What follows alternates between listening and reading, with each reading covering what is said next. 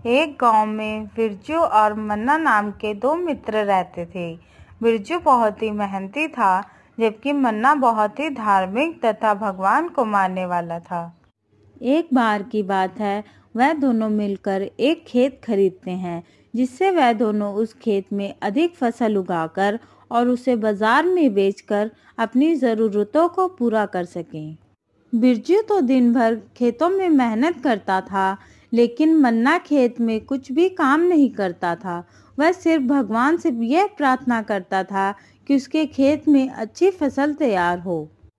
इसी प्रकार समय बीतता गया। कुछ समय पश्चात उनके खेत में बहुत अच्छी फसल तैयार होती है, जिसको दोनों ने बाजार में जाकर बेचा, जिसे बेचकर उन्हें बहुत अच्छा पैसा मिलता है और वह दोनों घर वापस आते हैं। फिर मन्ना बिरजू से कहता है, मुझे इसमें से ज़्यादा हिस्सा मिलना चाहिए, क्योंकि मैंने भगवान से ज़्यादा फसल होने की प्रार्थना की थी। तब बिरजू कहता है, लेकिन मेहनत तो सिर्फ मैंने की है, तो ज़्यादा हिस्सा तो मुझे मिलना चाहिए। इसी प्रकार वह दोनों आपस में बहस कर रहे होते हैं। तभी वहां से एक गांव का आदमी गुजर रहा होता है।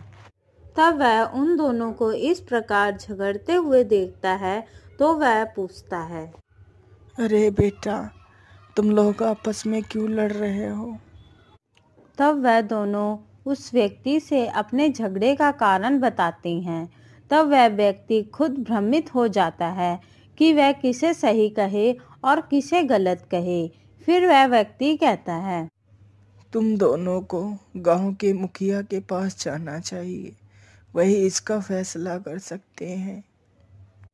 फिर वह दोनों गांव के मुखिया के पास पहुंचते हैं और उसे सारी बात बताते हैं। तब मुखिया 2 बोरी कंकड़ मिली हुई दाल को मंगवाता है और दोनों को एक एक बोरी दे देता है और कहता है, ये दाल की 2 बोरियां हैं, तुम दोनों इसमें से एक एक बोरी ले जाओ और इसमें से दाल और कंकड़ को अलग करके मुझे सुबह दिखाना है। जिसने भी ज़्यादा दाल में से कंकड़ निकाले, ज़्यादा हिस्सा उसी को मिलेगा।